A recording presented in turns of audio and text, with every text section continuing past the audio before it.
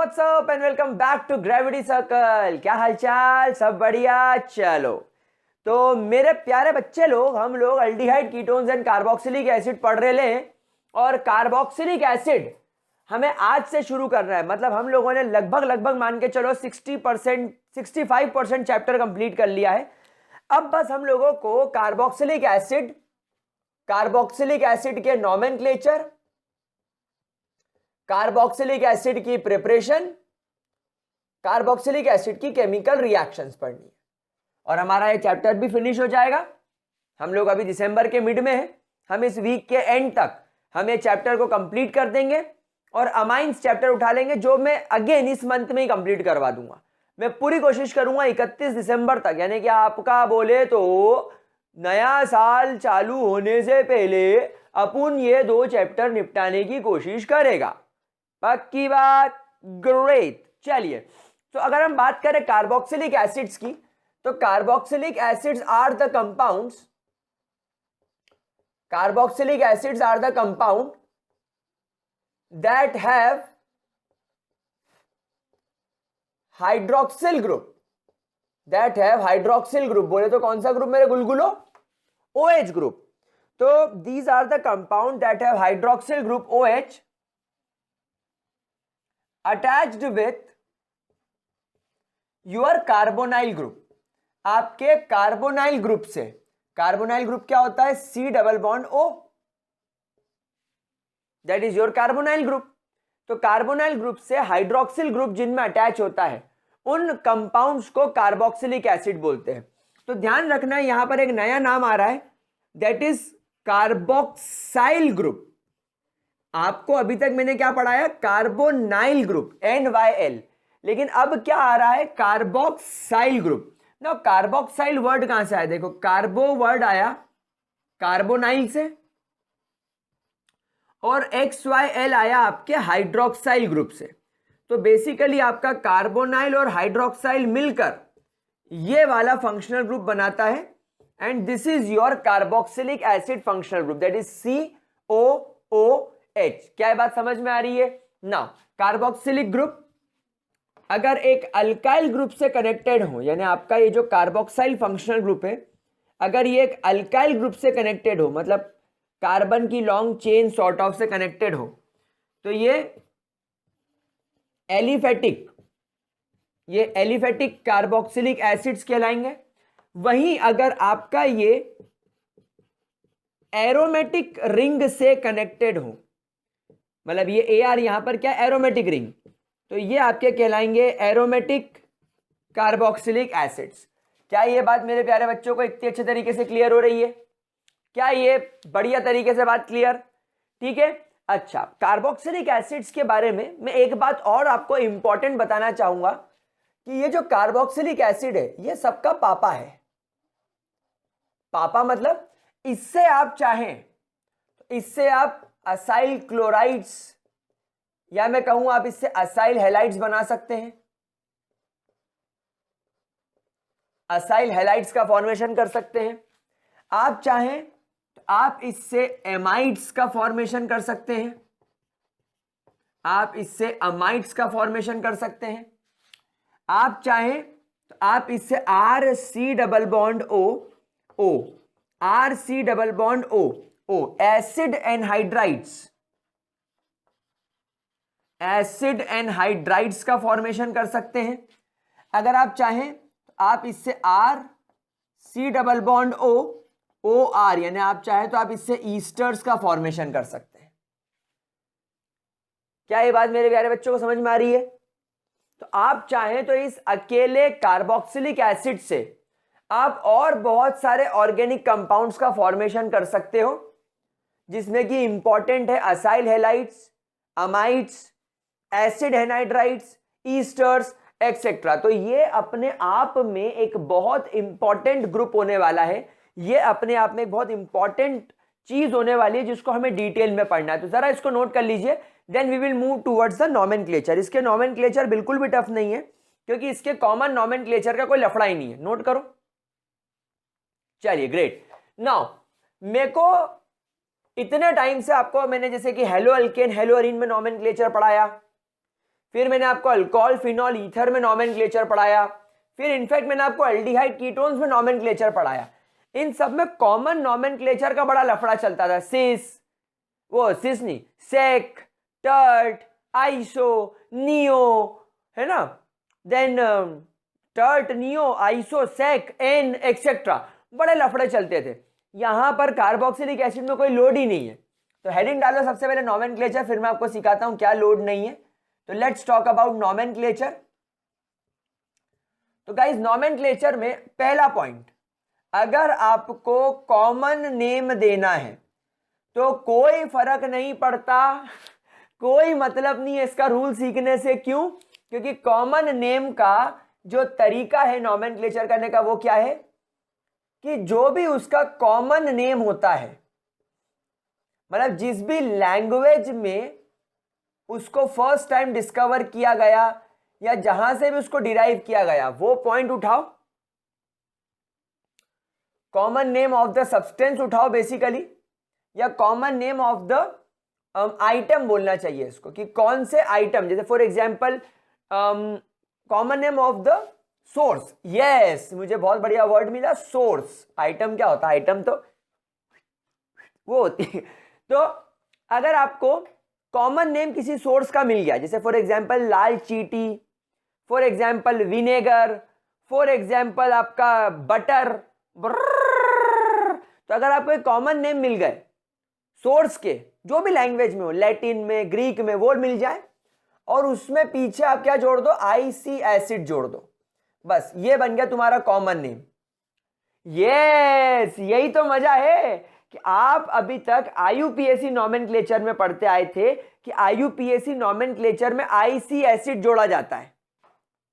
आप अभी तक कॉमन नॉमेनक्लेचर में ये पढ़ते आए नहीं आए थे, आईयूपीएसी के लिए पढ़ते आए थे कि आईयूपीएसी नॉमेनक्लेचर के अंदर आईसी एसिड जोड़ा जाता है। जैसे कार्बोक्सिलिक एसिड, ये देखो आईसी acid, methanoic acid, ethanoic acid, benzoic acid. लेकिन सर कॉमन नेम में भी होता है क्या? तो जी हाँ मेरे प्यारे बच्चों, कॉमन नेम का भी यही फीचर है। कैसे? चलो मैं आपको बताता हूं।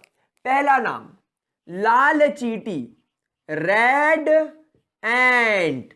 लाल चींटी को कॉमन लैटिन लैंग्वेज में फॉर्मस बोला जाता है, फॉर्मस। तो फॉर्मस में अगर आप आईसी एसिड जोड़ दो तो इट बिकम्स फॉर्मिक एसिड, तो ये बन गया आपका फॉर्मिक एसिड। विनेगर, सिरका, विनेगर को लैटिन लैंग्वेज में एसिटम बोला जाता है। तो एसिटम प्लस आईसी एसिड बन जाएगा आपका एसेटिक एसिड, क्योंकि इस एसिड में अगर आप डाइल्यूशन कर दो, इतना पानी भर दो कि उस पानी के अंदर मात्र 4 से 5% ही एसेटिक एसिड रह जाए, तो वो विनेगर बन जाता है, सिरका जो मार्केट में आपको मिलता है। एक और एग्जांपल बता दूं, चलिए। बटर,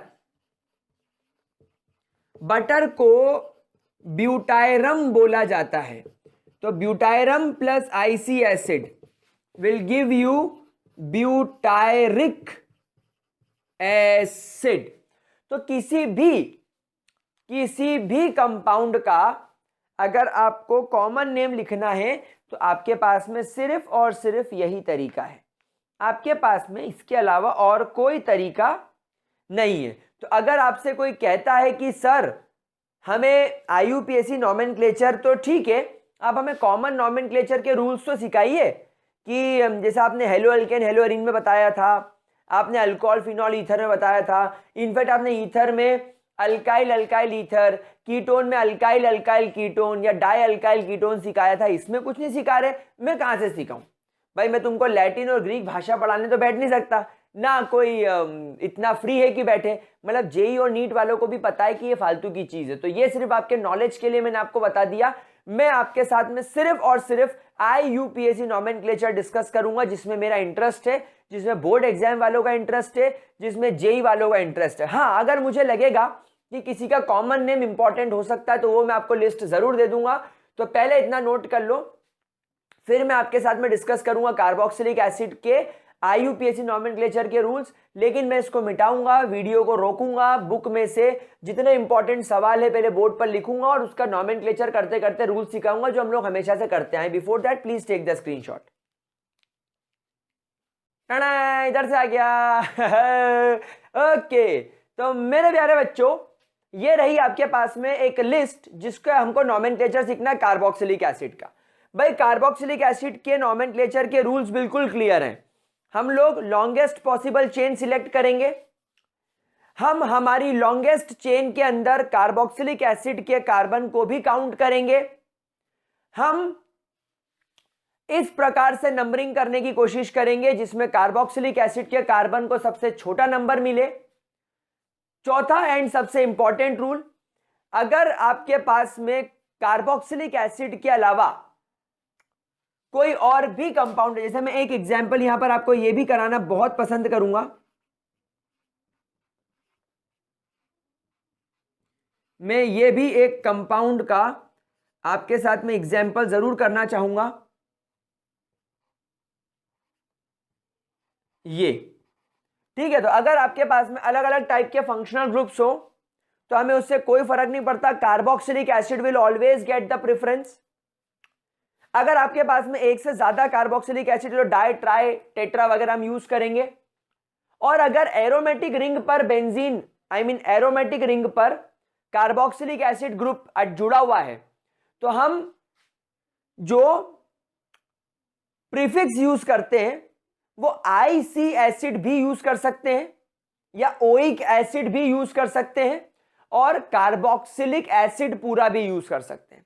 तो अब हम लोग एक एक करके सॉल्व करना स्टार्ट करते हैं।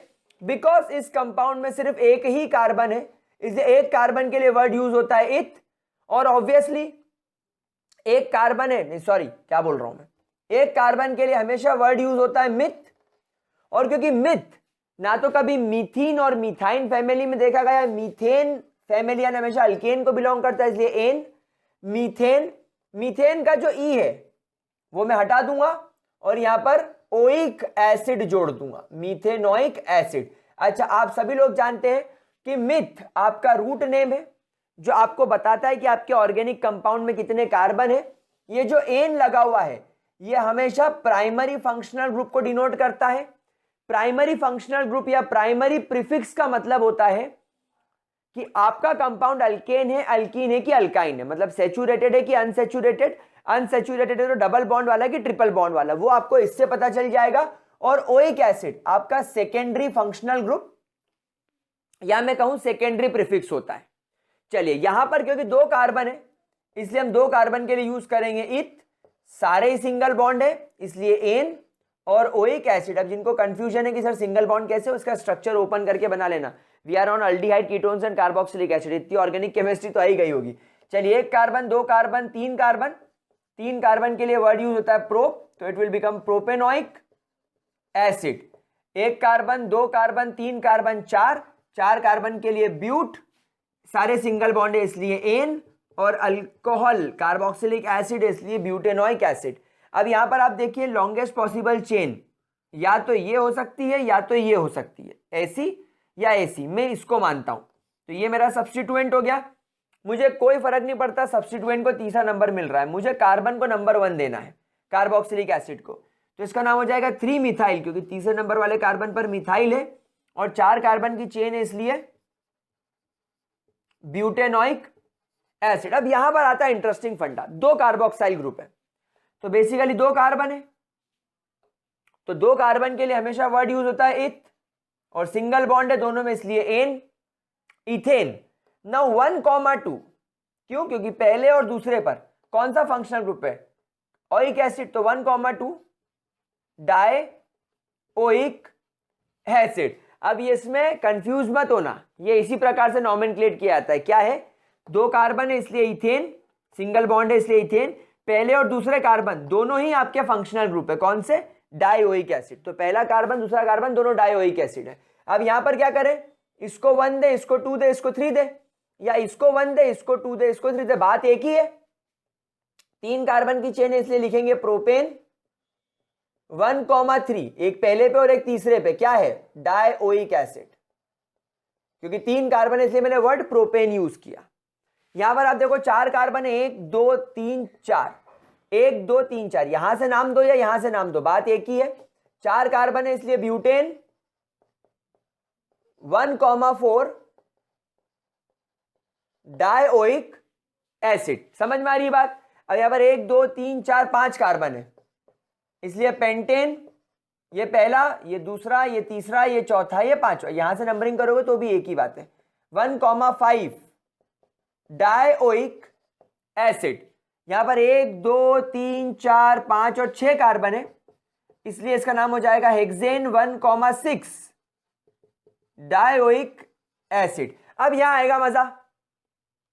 यहां पर याद करो एल्डिहाइड में भी हमने सेम पढ़ा था कि अगर इसको 1 दे दे और इसको 4 कर दे तो ये बुरा मान जाएगा कि भैया मैं भी तो कार्बोक्सिलिक एसिड ही हूं, मैं भी तो वही हूं, मेरे को रिंग के बाहर क्यों छोड़ा।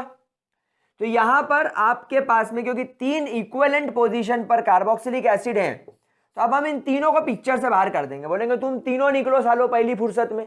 अब मेरी लॉन्गेस्ट चेन है ये अंदर वाली 1 2 3। इससे क्या होगा, मैं इन तीनों को बराबरी से नाम दे पाऊंगा। कैसे? 3 कार्बन की चेन है इसलिए प्रोपेन 1 2 3, पहले कार्बन, दूसरे कार्बन, तीसरे कार्बन पर क्या है? ट्रायोइक एसिड। ट्राई क्यों? क्योंकि तीनों कार्बोक्सिलिक एसिड है। मतलब यहां वाले केस में मैंने इन कार्बन्स मतलब कार्बोक्सिलिक एसिड के कार्बन को अपनी लिस्ट में इंक्लूड नहीं करा। क्यों नहीं करा? क्योंकि अगर एक को करने जाऊंगा और दूसरे को करने जाऊंगा तो तीसरा छूट जाएगा, इन 3 को करने जाऊंगा तो ये छूट जाएगा, इसलिए तीनों को छोड़ दो और बाद में लिख दो ना। इसको आप बेंजीन रिंग है इसलिए या तो आप इसको बेंजेनोइक एसिड बोल दो या आप इसको लिख दो बेंजीन कार्बोक्सिलिक एसिड। दोनों ही बात यहां पर सही है। अब यहां पर मेरे प्यारे बच्चों क्योंकि आपका फंक्शनल ग्रुप और इस बेंजीन के रिंग में CH2 आ गया है, मतलब अब आपकी ये जो हो गई लॉन्गेस्ट चेन हो गई, ये पेरेंट चेन हो गई और ये आपका बेंजीन सब्स्टिट्यूएंट हो गया। कारण क्योंकि आपको वो चेन सिलेक्ट करनी है जिससे फंक्शनल ग्रुप जुड़ा हो, ना कि वो चेन जिसमें ज्यादा कार्बन हो। तो यह तो रिंग है, तब ये क्या हो गया? सेकेंड नंबर वाले कार्बन पर क्या जुड़ गया? फिनाइल। तो इसको बोलेंगे 2 phenyl ethanoic acid. It will be called as 2 phenyl ethanoic acid. अब यहां पर फिर लफड़ा हो गया इन दोनों कार्बन्स पर, या तो इसको 1 2 बोल लो या इसको 1 और 2 बोल लो, बात तो एक ही है। दोनों कार्बन पर कार्बोक्सिलिक एसिड है। अब क्या करें? अगर इसको कंसीडर करेंगे तो ये छूट जाएगा, इसको कंसीडर करेंगे तो ये छूट जाएगा। तो इसको हम लोग ऐसा लिखेंगे, हम पहले लिखेंगे भाई हमारे पास में कौन सी रिंग है? बेंजीन। अब यहां पर बेंजीन सब्स्टिट्यूएंट की तरह काम नहीं कर रहा है कि इसको फिनाइल लिख दूं। यहां पर अब तुम्हारी पेरेंट चेन बन गया बेंजीन। जैसे यहां पर ये 3 कार्बन तुम्हारे पेरेंट चेन बन गए थे ना, वैसे अब ये बेंजीन पेरेंट चेन है और पेरेंट चेन के पहले और दूसरे कार्बन पर क्या है? Di carboxylic acid. Di carboxylic acid. Sir carboxylic acid क्यों लिखा? जब एरोमेटिक रिंग पर COH हो तो उसको कार्बोक्सिलिक एसिड बोलते हैं। अब जरा इस कंपाउंड की तरफ चलो। इस कंपाउंड में आपको कीटोन भी दिख रहा है, अल्कोहल भी दिख रहा है और अल्डिहाइड भी दिख रहा है। कोई फर्क नहीं पड़ता, ये पहला कार्बन, ये दूसरा, ये तीसरा, ये चौथा, ये पांचवा और ये छठा, ये मेरा फंक्शनल ग्रुप है। इसलिए कीटोन, अल्कोहल और अल्डिहाइड आपका क्या हो गया? क्या हो गया?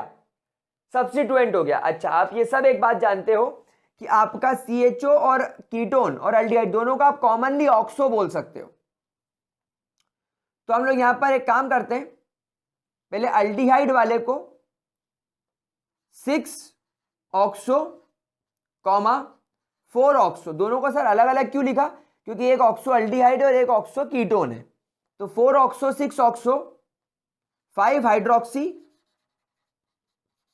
6 कार्बन की चेन है इसलिए हेक्सेन 1 ओइक एसिड।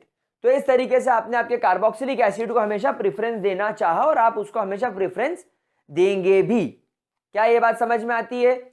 बहुत बढ़िया, चलिए ग्रेट। तो गाइस अब आज का इंट्रोडक्टरी वीडियो अपन को यही खत्म कर लेना चाहिए।